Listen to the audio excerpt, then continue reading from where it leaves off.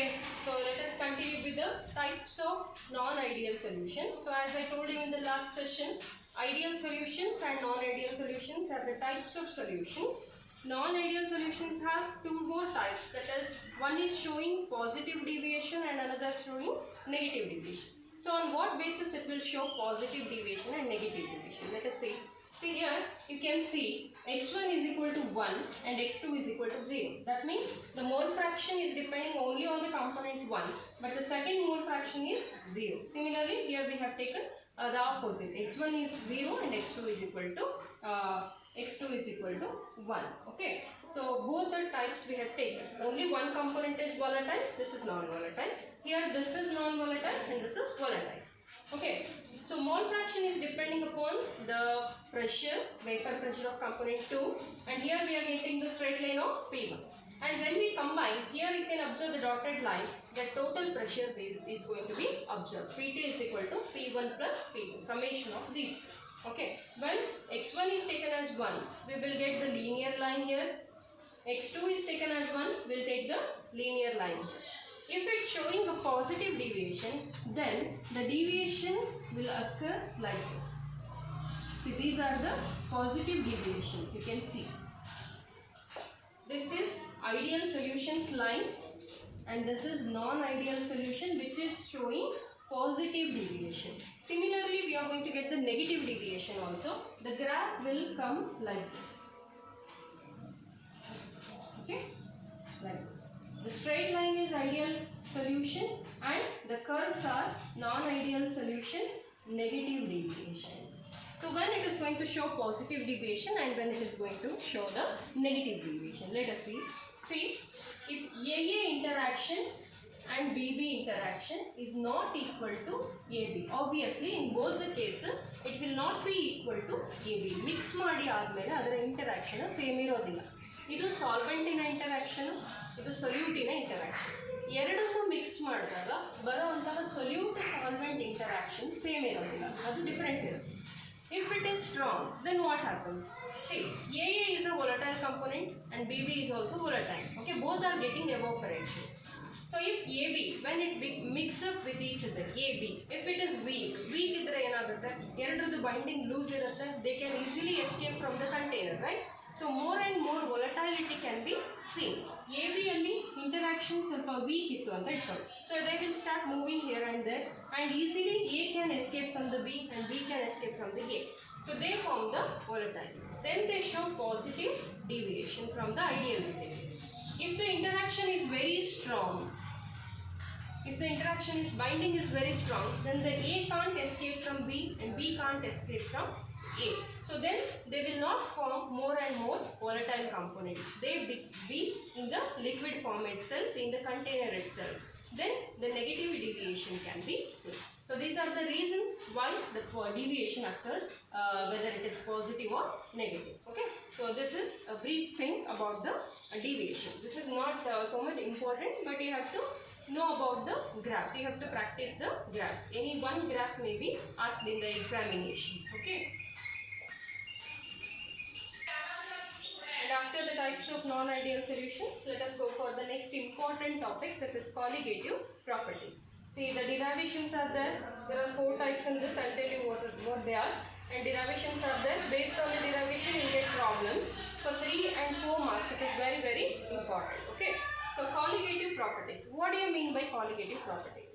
The properties which depend only on the number of solute particles but not on the nature. Okay. So this is mainly based on a non-volatile solute mixed in the volatile solvent. Please note, a non-volatile solute mixed in the volatile solvent. For example, water alli sugar ಅಥವಾ salt ಅನ್ನು mix ಮಾಡಿದ್ರೆ ಹೇಗಿರುತ್ತೆ ಹಾಗೆ. ಇಲ್ಲಿ salt ಅಥವಾ sugar ಏನಿದೆ non-volatile, but water ಏನಿದೆ ಅದು volatile. Okay.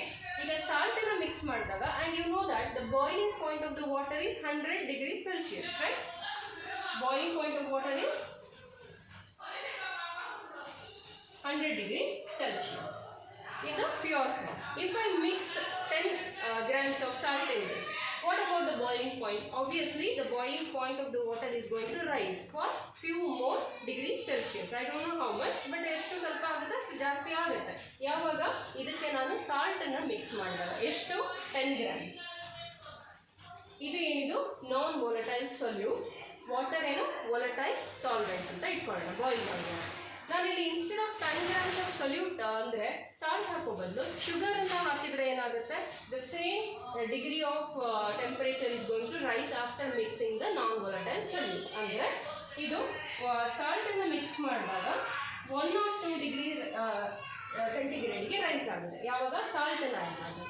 Even instead of salt if I add sugar, the same temperature you are going to observe. ಅಂದರೆ ರೈಸ್ ಇನ್ ಟೆಂಪರೇಚರ್ ಏನು 2 degree ವ್ಯತ್ಯಾಸ ಆಗಿದೆ, ಅದು ಸಾಲ್ಟ್ ಹಾಕಿದ್ರು ಅಷ್ಟೇ ಆಗುತ್ತೆ, ಶುಗರ್ ಹಾಕಿದ್ರು ಅಷ್ಟೇ ಆಗುತ್ತೆ. ಅಂದರೆ ಅದರ ಅರ್ಥ ಏನು, ನೀವು ಇಲ್ಲಿ ಶುಗರ್ ಆ್ಯಡ್ ಮಾಡ್ತಿದ್ದೀರೋ ಅಥವಾ ಸಾಲ್ಟ್ ಆ್ಯಡ್ ಮಾಡ್ತಿದ್ದೀರೋ ಅದು ನಮಗೆ ಇಲ್ಲಿ ಲೆಕ್ಕ ಇಲ್ಲ. ಬಟ್ ಎಷ್ಟು ಆ್ಯಡ್ ಮಾಡ್ತಾ ಇದ್ದೀರಾ, 10 grams ಆ್ಯಡ್ ಮಾಡಿದಾಗ 2 degree ರೈಸ್ ಆಯಿತು. ಅದೇ ನೀವು 100 grams ಆ್ಯಡ್ ಮಾಡಿದರೆ ಇನ್ನೂ ಜಾಸ್ತಿ ಆಗುತ್ತೆ, whether it is salt or sugar. That is the definition of colligative properties. Okay, that means the properties which depend only on the quantity but not quality. ಎಷ್ಟು add ಮಾಡ್ತೀರಾ ಅನ್ನೋದ್ರ ಮೇಲೆ ಡಿಪೆಂಡ್ ಆಗಿರುತ್ತೆ, ಯಾವುದನ್ನು ಆ್ಯಡ್ ಮಾಡ್ತೀರಾ ಅನ್ನೋದ್ರ ಮೇಲೆ ಡಿಪೆಂಡ್ ಆಗಿರೋದಿಲ್ಲ. So that is called colligative properties. Understood? Okay. So in colligative properties we have 4 types. RLVP, relative lowering of vapor pressure, depression in the freezing point, depression means decrease, elevation in the boiling point, that is increase, and osmotic pressure. Okay. So any one derivation may be asked for your examination. This is compulsory question, and derivation you have to practice. We'll go one by one. Okay. So today we'll discuss about the RLVP, that is relative lowering of vapor pressure. How the vapor pressure is going to be lowered by the addition of solute, that is depending on number of solute. Now ಎಷ್ಟು add ಮಾಡ್ತಿದ್ದೀವಿ ಅದರ ಮೇಲೆ. So let us see this. Okay. So first type of colligative property is relative lowering of vapor pressure. As I told you, the solute is non-volatile here and the solvent is volatile. Okay. So after mixing solute, that is non-volatile solute in the solvent, only the solvent's volatility can be considered. Vapor pressure is depending upon the mole fraction of only solvent but not solute. And solute is the number 2 and solvent, the number given is 1. Okay. So P1 is equal to P01 into X1. Consider this as equation 1. The vapor pressure of component 1, that is solvent, is equal to the pure component of solvent vapor pressure and X1, that is mole fraction of solvent, only the solvent. Solute we are not going to consider here. And the change in or the lowering of vapor pressure. Solvent in a vapor pressure pure component ಇದ್ದಾಗ ಮತ್ತೆ ಅದು mix ಮಾಡಿ ಆದಮೇಲೆ ಯಾವ ರೀತಿ very ಆಗುತ್ತೆ ಅನ್ನೋದನ್ನ delta P is equal to P01 minus P1 ಅಂತ ತಗೋತೀವಿ. Okay. Delta P is the change in vapor pressure when it is in the pure form and after adding some solute. That can be considered as a impurity. See, for example, how we are going to take this as, see, here we will take a container and let us take some amount of water. Okay. And its vapor pressure, or you can consider its boiling point, because in first year you have studied that vapor pressure and boiling point are directly related. When the vapor pressure becomes equal to the atmospheric pressure, then the liquid starts boiling, right? So vapor pressure or the boiling point of water is 100 degrees Celsius in pure form. Okay, so therefore I am considering this as P01, right? When I mix some salt particles to this, that is non-volatile solute, component 2, so whose vapor pressure we are not going to consider. ಈಗ ಇದಕ್ಕೆ ನಾನು salt ಅನ್ನು add ಮಾಡಿದಾಗ, what about the boiling point? Obviously it is going to increase, right? That is 100 degrees Celsius in the boiling point ಏನಾಗುತ್ತೆ, some more degree Celsius it is going to rise. It may be increase to 102, 103, etc. So ಅದು ಯಾವುದರ ಮೇಲೆ depend ಆಗಿರುತ್ತೆ, how much salt or how much solute we are going to add. ಎಷ್ಟು add ಮಾಡ್ತೀವಿ ಅನ್ನೋದ್ರ ಮೇಲೆ 100ಗಿಂತ ಅದು ಎಷ್ಟು ಜಾಸ್ತಿ ಆಗುತ್ತೆ ಅನ್ನೋದು ಡಿಪೆಂಡ್ ಆಗುತ್ತೆ. So that means boiling point and vapor pressure inversely proportional. That is boiling point is equal to 1 by vapor pressure. Now you can easily understand, if the boiling point is going to increase, the vapor pressure is going to decrease, right? So after adding solute, the boiling point is going on increasing. That means vapor pressure is going on decrease. So therefore pure solvent ginta impure form alliruvanತಹ solution ಅಥವಾ mix ಮಾಡಿ ಆದ್ಮೇಲೆ ಏನಿದೆ ಅದು solvent ಅದರ vapour pressure ಕಡಿಮೆ ಇರುತ್ತೆ. Therefore delta P is equal to P01 pure form of solvent and minus P1, that is after mixing some solute. Now consider this as equation 2. I hope you understood this delta P form how that we took, and let us substitute equation 1 in equation 2. So this we are going to substitute here. P1 place alli idana substitute madana. Delta P is equal to P01 minus P1 means P01 into x1. So we can take P01 as a common factor here, then we will get 1 minus x1. Okay. So here you can observe from the mole fraction we can take x1 plus x2 is equal to 1, that we know, right? So x1 plus x2 is equal to 1. Then 1 minus x1 can be written as x2. So in the place of 1 minus x1 we can write x2. Okay, delta P is equal to P01 into x2. So this we can take. Now let us substitute delta P. What is the value of delta P that we can take here? Before that we are going to rearrange this. Mole fraction of component 2 is equal to delta P divided by P01. Okay. Here that I have rearranged, I have taken x2 in the LHS side, delta P divided by P01. What is delta P? P01 minus P1. So that we are going to substitute here in the place of delta P. P01 minus P1 divided by P01. And what is x2? You have studied in your first PUC, first chapter, that is mole fraction form.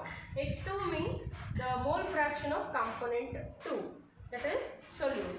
x2 is nothing but N2 divided by N1 plus N2. This can be expanded like this, N2 divided by N1 plus N2.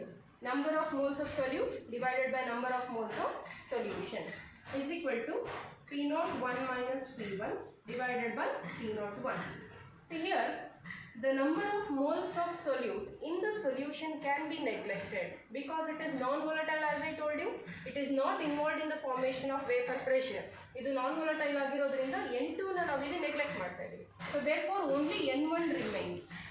N2 divided by N1 is equal to P01 minus P1 whole divided by P01. Why we neglected N2? Because it is non-volatile and it is not involved in the formation of vapor pressure. Okay.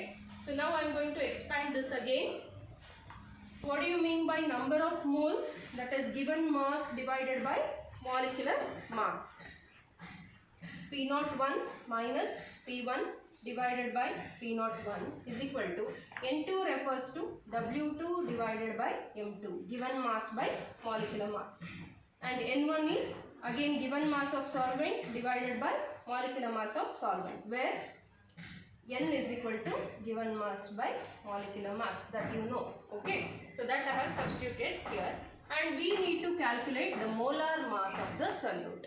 In every derivation of colligative properties we need to know what is the molar mass of the solute. 2 is solute. Okay, M refers to molecular mass or molar mass, that we need to detect. So only by keeping M in the LHS, everything we have to send to the RHS. Ellanu RHS ge kalisbeku. So then it will be easy for us to calculate the problems, to solve the problems. Okay. So I am going to simplify this. P01 minus P1 divided by P01 is equal to W2 into M1 divided by W1 into M2. So now let us take M2 here. M2 is equal to W2 into M1 into P01 whole divided by P01 minus P1 into W1. Okay. So this is how we calculated the derivation or the formula to calculate the molecular mass of solute in case of the relative lowering of vapor pressure. where M2 is molecular mass of solute, W2 is given mass of the solute, M1 is molecular mass of solvent, vapor pressure of the pure component, that is solvent, P01 minus P1, vapor pressure of the solvent in the impure form, and W1 is the given mass of the solvent. Okay, so this derivation you have to practice, and in the next session I am going to solve the problem, and few problems will be given as a assignment. Okay, thank you.